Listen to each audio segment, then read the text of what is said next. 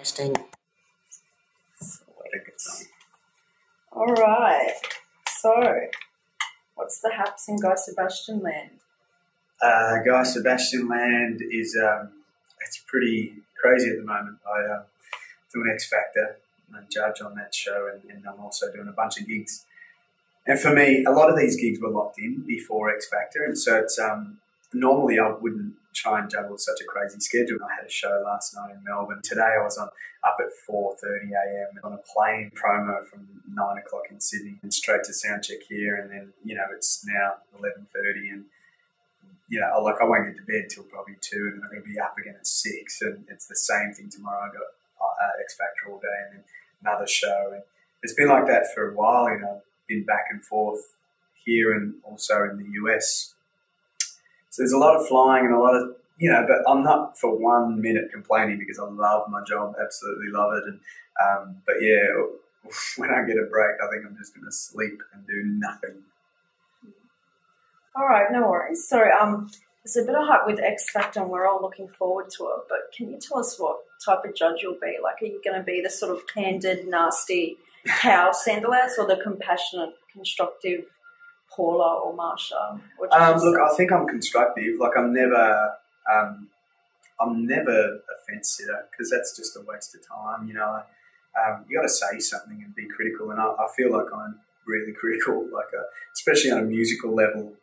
And even things like work ethic. Like I just had boot camp, and I had to set my category, members a challenge, and there's a lot at stake, and I know myself sort of what is at stake with X Factor or any show like this, because you can literally live your dream. Like, I just did a show here tonight, and I love this. This is my job. I get to do this for a living, and so yeah, I'm pretty hard on them, I reckon. Like, I'm pretty critical and I'm never nasty. There's never a need to be nasty. Kyle says some pretty out there stuff to the contestants, but I'm definitely not a fence sitter. Definitely nothing like Paula or Marsha Hines or anything like that. Yeah. Because I think sometimes they're super, super nice, and I should probably be a bit more like Marsha or but I don't know. I get stuck into them pretty badly, on a musical level. You recently performed with Jordin Sparks last month. What was that like? Performing with Jordin was absolutely, just mind-blowing. I mean, what a sweet, humble girl, and very unchanged. A lot of people go through this industry, and America's such a huge pond. She's on the road all the time, away from family, and she's now heading to Broadway. She performed actually one of the Broadway songs that she's doing at her show, and yet she's just still this humble, sweet, just unchanged girl, and so yeah, it was a treat, real treat. She sang amazingly well. Her band were insane, so good. The singers that she had were seriously like the best singers I've ever heard. Just stupid voices. What are you listening to right now? Right now, I'm listening to Thirsty Merc's new album, which is great. If anyone hasn't seen Ray Thistlethwaite, get on YouTube and just watch him play on piano and sing. It'll blow your mind. The guy's just the commitment it would have taken to get that good. He would have locked himself in his room for hours from a young kid. He's just a monster musician. Jules and yourself recently headed to the LA Hollywood Hills. So what's it like moving there? Moving to LA has been good. It's been challenging just because I moved there and 4 days later got a phone call to do X Factor. So it's really thrown a spanner in the works. I was meant to be there performing and doing heaps of shows and releasing the album, and so this has kind of put a bit of a hold on things.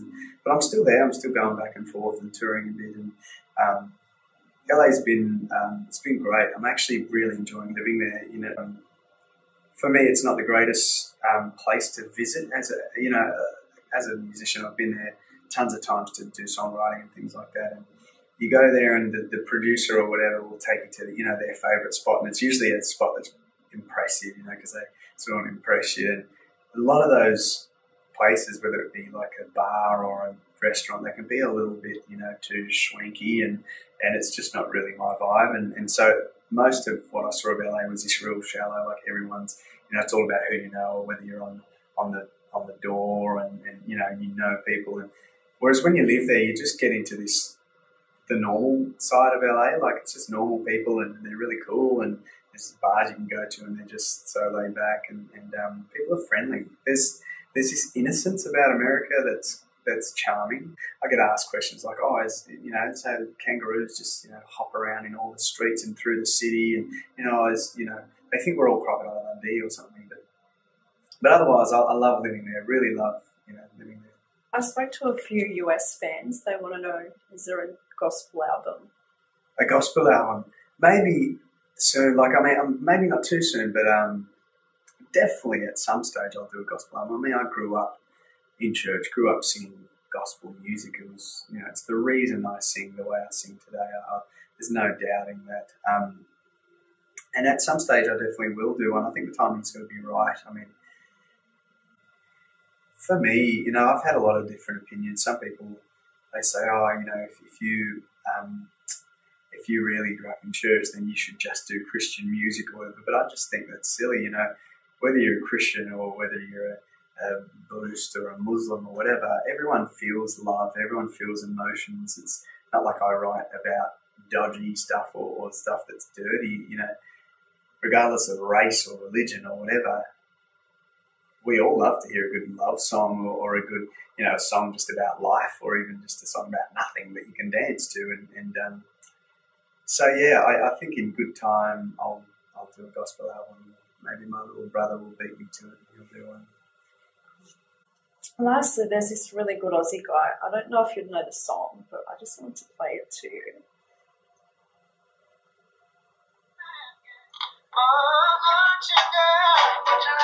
Oh my gosh. Remember this? I do remember it. Do you know how many people want to hear you sing it? Do you reckon you would remember a bar? Oh my gosh. This is like really exclusive.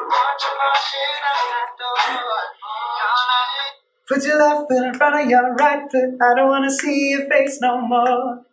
Go take your attitude, go and play another fool, baby. What you waiting for? That was a song I wrote years ago when I was young, and I think that was a song that I entered for like a pen competition, and I won this big home theatre system. I was stoked. I'd never won anything in my life, and sent this song in, and next thing there's a big television, and it's a tube television, it's a big fat TV. So now in today's standards, it's something you put in the bin. But I was amazed, that I'd won this competition, and I should maybe just for the fans, I'll do a little a new version of that song. I haven't got that song. I'll download it, find it on the internet or something. No worries. Thanks, Mish. Oh. Up top. Awesome. Everybody say thanks, Mish. Thanks, Mish. All right. I'm sorry. Hi,